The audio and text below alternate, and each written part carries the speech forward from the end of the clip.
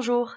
Aujourd'hui, je vous propose la lecture linéaire, de nouveau en 10 minutes, d'un autre poème célèbre d'Arthur Rimbaud, Ma Bohème. Les Cahiers de Douai sont un recueil de jeunesse composé par Rimbaud alors qu'il n'a encore que 16 ans, en 1870. Adolescent malheureux et révolté, il fugue régulièrement et Verlaine le surnommera l'homme aux semelles de vent. 22 poèmes sont ainsi inspirés de son errance sur les chemins, ou lorsqu'il trouve refuge chez son professeur Georges Isambard, qui le prend en affection et le sauve à plusieurs reprises. Ma Bohème est le dernier poème du recueil. Dans ce sonnet, le poète retranscrit l'exaltation ressentie dans ses moments de liberté et de vagabondage sur les routes, et nous découvrons comment ces parenthèses de solitude, au sein d'une nature protectrice, nourrissent une inspiration et une écriture novatrice et riche de fantaisie. Notre projet de lecture consistera à montrer que le voyage chez Rimbaud est autant un art de vivre qu'un art poétique. Le mouvement du sonnet est le suivant. Les quatrains dépeignent l'errance d'un orphelin démuni, perdu sur les sentiers, qui trouve du réconfort dans les bras du rêve et de la nature. Les tercets permettent ensuite de décrire l'émergence, pour ainsi dire magique, de l'écriture rimbaldienne. Procédons à présent à la lecture du texte. Ma Bohème. Je m'en allais, les poings dans mes poches crevées. Mon paletot aussi devenait idéal. J'allais sous le ciel, muse, et j'étais ton féal. Oh là là, que d'amour splendide j'ai rêvé. Mon unique culotte avait un large trou. Petit poucet rêveur, j'égrenais dans ma course des rimes. Mon auberge était à la grande ours. Mes étoiles au ciel avaient un doux froufrou, et je les écoutais, assise au bord des routes, ces bons soirs de septembre où je sentais des gouttes de rosée à mon front comme un vin de vigueur. Ou rimant au milieu des ombres fantastiques, comme des lyres, je tirais les élastiques de mes souliers blessés, un pied près de mon cœur.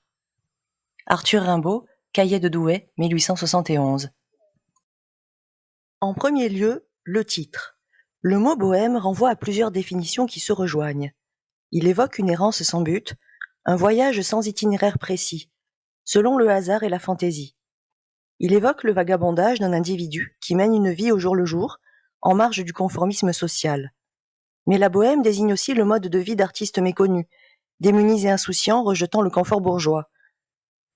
Enfin, il fait songer aux bohémiens, les Roms aujourd'hui, peuple nomade que l'on croyait autrefois venu de Bohème, avec un accent circonflexe. Dans tous les cas, ce sont les idées de voyage et de marginalité qui sont connotées. Le poème s'ouvre sur le récit d'une expérience personnelle, déjà annoncée par le possessif « ma » du titre. On comprend que le contexte est celui des fugues successives de son adolescence, comme le soulignent les verbes de mouvement à l'imparfait et répétés au vers 1 et 3. Je m'en allais, j'allais. Le jeune homme évoque déjà la révolte qui l'anime par l'évocation des points serrés.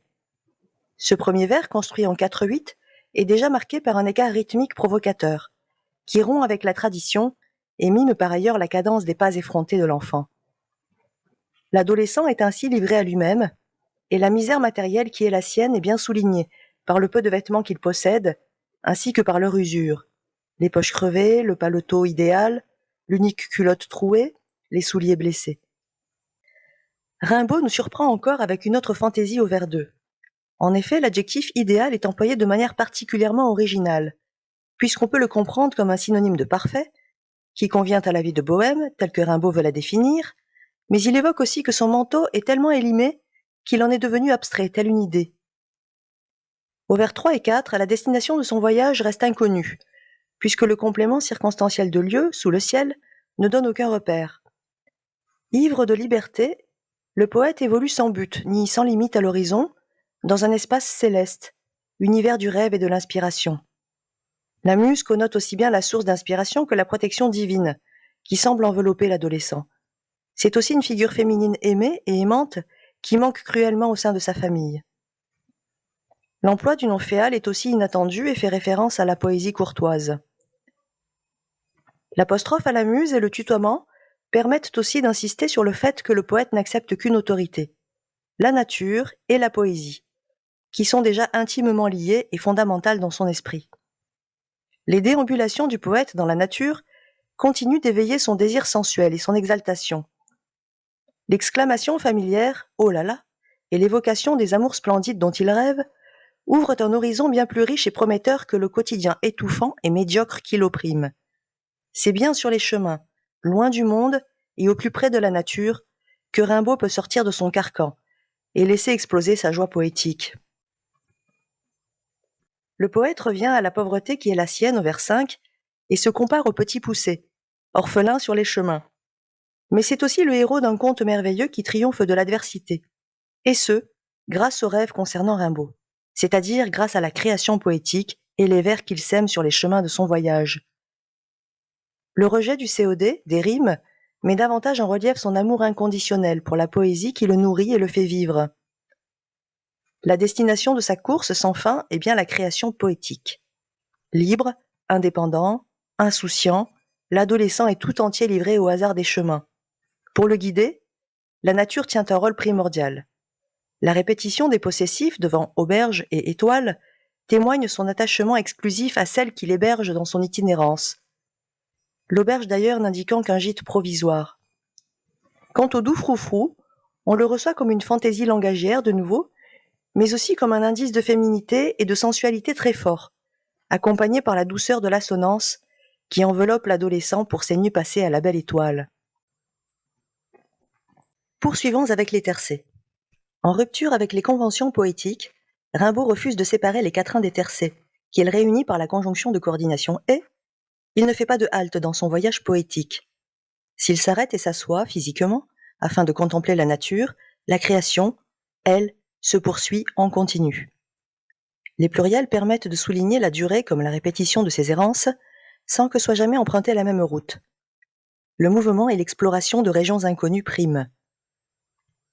Ces bonsoirs de septembre, de par l'époque de l'année mentionnée et l'emploi du démonstratif, inscrivent ce récit dans une réalité autobiographique et correspondraient bien aux fugues de 1870.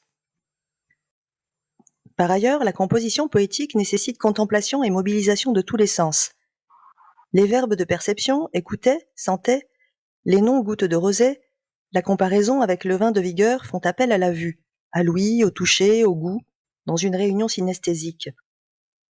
Mère Nature nourrit Rimbaud en continu, comme le souligne l'enjambement au vers 10 et 11 et la régularité des coupes dans le tercet. Rimbaud puise toute sa force en son sein, où il trouve une communion et une harmonie incomparables. La vigueur est celle de l'adolescent, débordant d'élan vital et d'audace. Le deuxième tercet célèbre toujours la création poétique, effet créé par les rimes du vers 7 et du participe rimant à présent. La poésie accompagne ainsi les pas du poète dans son cheminement spirituel et créateur.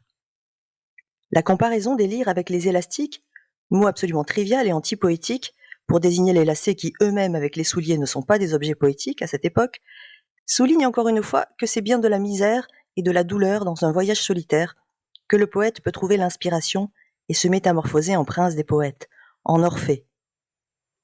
Par le pouvoir de la poésie, l'expérience autobiographique de ces fugues devient positive, extraordinaire. En effet, l'environnement réel dans lequel se trouvait l'adolescent, durant ses nuits solitaires dans la campagne, devait être peu rassurant. Et pourtant, les ombres évoquées se muent en apparitions fantastiques, fantomatiques, repoussées par le pouvoir de la lyre.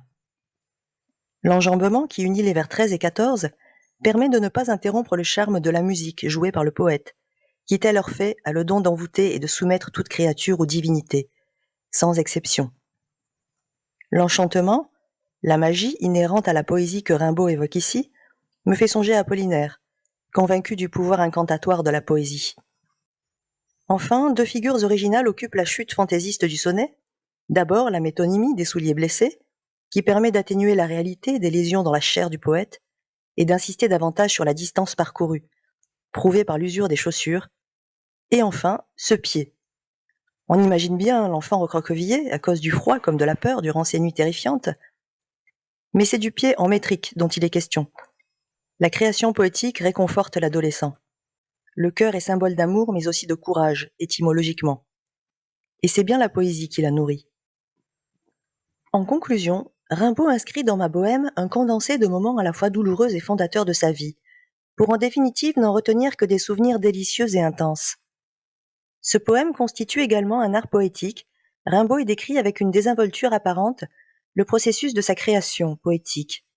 Mener une vie de bohème est une condition indispensable pour lui, et c'est au sein de la nature et dans la solitude que le poète puise son énergie créatrice, qu'il fait l'épreuve de la liberté totale en rupture avec les conventions. Avec audace et fantaisie, Rimbaud montre combien l'écriture poétique peut transfigurer la réalité banale, et pour cela, la recherche d'une langue nouvelle se constitue au fil des vers, au fil du chemin sur des terres inconnues. On retrouvera cette force vitale et poétique audacieuse, ainsi que ce feu créateur puissant chez un autre poète explorateur, Guillaume Apollinaire. Concernant cette lecture linéaire, et dans le cadre du parcours Émancipation créatrice, il s'agit d'insister sur l'énergie créatrice qui anime l'adolescent. On trouve dans ce poème la préfiguration des principes fondateurs de l'écriture rimbaldienne qui seront explicités dans la fameuse lettre à Paul Démeny, que l'on appelle la lettre du voyant. La marginalité est déjà revendiquée comme mode de vie. L'image du voleur de feu qui va capturer les visions, les sensations pour les restituer aux hommes commence à se dessiner. Pour cela, il faut passer par la création d'un langage nouveau, à travers notamment la rupture avec les conventions traditionnelles, les images sensorielles et synesthésiques. Rimbaud, dans les cahiers de Douai, ouvre à peine son itinéraire de découverte, d'exploration, de recherche poétique, qui deviendra une expérience surhumaine peu après, celle de la voyance et de l'introspection dans un dérèglement de tous les sens.